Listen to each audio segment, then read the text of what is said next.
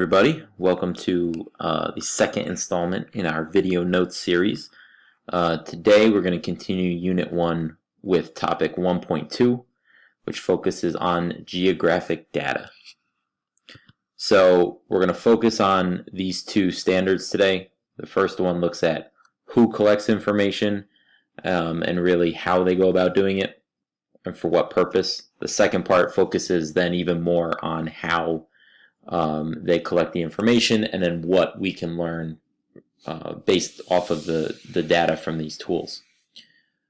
The picture you can see on the right is just something you can keep in mind. It's to give you a visual of something called a mashup and how most of these digital mapping systems are really multiple layers of data that come together in order for you to learn more about something or observe a particular phenomenon.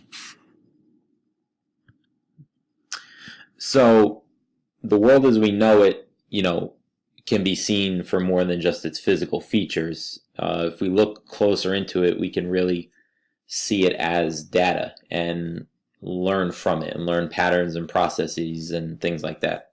So many of our maps deliver essential information to governments, businesses, individuals, doctors, city planners, all types of groups. And today, of course, most of this happens digitally. So the most prominent collectors of data are probably the government, led by, for geography purposes at least, the USGS, which is the United States Geological Survey. And their purpose is to, as it says here, really protect and help American citizens prosper by understanding the environment and understanding, what kind of stress the environment puts on the people based on where they live, and also vice versa, how the people are stressing the local environment. And then we or the government can work better to protect people. The Census Bureau, this is a very big deal every 10 years. It has a lot to do with a lot of the things we receive as citizens. But we're going to talk much more extensively about this in class, so I'm going to kind of skip over that for now. And then this is a major part. If you're a business or a company, you want data on the landscape because your products depend on it.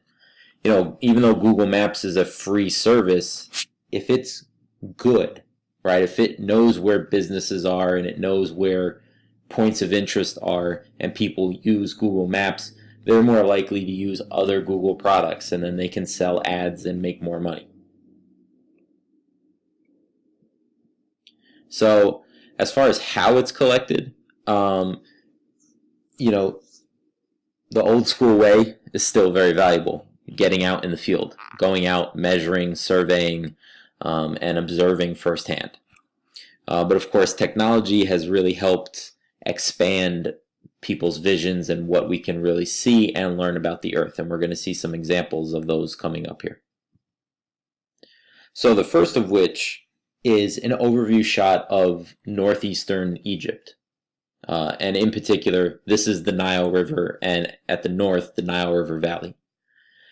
And what you can see very clearly from this from this picture is how valuable of a resource the Nile River is for food production.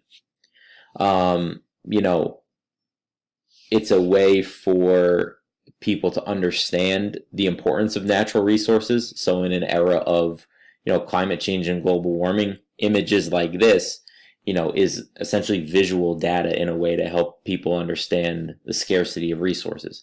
But more importantly, these are images that could be tracked, say, over time to help people understand if there's any loss in vegetation or farmland in Egypt. Because as you can tell, the areas over here and over here are not really likely to be growing anything anytime soon.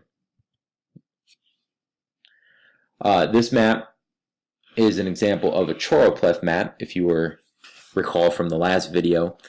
And so the areas that are gray, say like right here in northern Africa, these are places that were not affected by fires in the year 2005.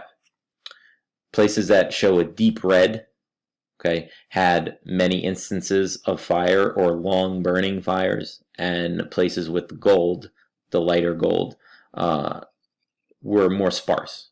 Okay, so again, it gives, this is the type of thing governments would use to help have preventative measures, right? To help move people out of potentially dangerous areas, to be able to plan for 2006, right? The year after this, when fire season is approaching. Where are the areas that are most at risk? This is a before and after picture, the before on the left and the after on the right. It's an image of part of the Thailand coastline after a tsunami hit. And the most striking example is here in the north, or at least of this picture, right? This area on the right, you can see all the loss of vegetation. It's very brown compared to the left side over here, where it was lush and green. So this is something that you can really have observe a lot from, to understand really the impact of this tsunami, so that as the country moves forward and tries to do more to prevent this, right? Lots of times governments put in regulations, if possible, to say, you need to build under certain codes if you are in a particular area. So if your home or your business is in threat of being, flooded out by a tsunami, images like this help the government understand how far they need to extend those barriers. And the final picture that I'm going to show you here is important for the sake of international relations. On the left side of this picture, we see dust clouds that are moving from China that were from fire years ago. And you can see how over the course of really just 10 days, it spreads and carries across the Pacific Ocean and comes into the United States. So this is the kind of data that, the U.S. government could use, in theory, in negotiations with China. It's a conversation if you're talking about health, if you're talking about climate change, to say that your actions actually impact the citizens of the United States. And so when they're working on things like trade deals or climate deals, this is the sort of thing that can bolster those conversations. So the ways in which this information is gathered, the first is called GIS, or Geographic Information Systems. So this is, if you think back to the picture on the third slide of the mashup, the layering. Most digital maps are actually many pieces in one. Think about if you go on Amazon to shop for something and you put in shoes. Well, you're going to get thousands of results. So if you're looking for a particular shoe, you can filter that down, right? And then you can pick. Amazon knows, all right, we can narrow this down by men or women's shoes. And then from there, if you need to go further, we could do it by color. We could go by brand. We could go by price. So they have all these different points of reference in the same search. Maps can work very much in the same way, and I'm going to have an example coming up. As far as how that's useful, it's a way where you can plot out on a map specific locations where crimes take place if you're the police, and put it on one of these maps, and that can help you determine how a neighborhood will be patrolled, or if you're trying to determine where crime is on the rise, something like that. Urban planning, places where if you're mapping where there are accessible sidewalks or handicap accessible ramps or subway platforms, right? To be able to combine all this data is very useful.